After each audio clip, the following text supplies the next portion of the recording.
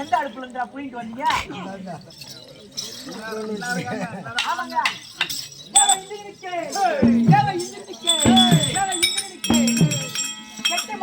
கெட்டிக்கார மகா ராஜனிக்கு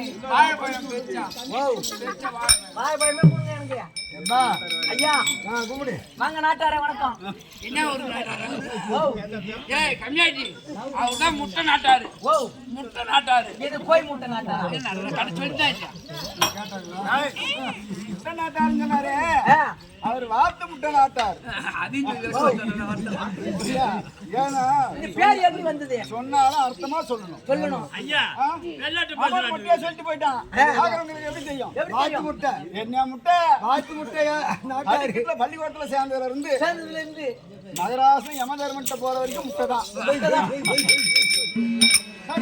யாரும் சொல்ல மாட்டேன். நீ வாத்து வித்ததெல்லாம் வாத்து மேய்ச்சதெல்லாம் இனிமே சொல்ல மாட்டேன். வாத்து முட்டை ஐயா இங்க வா.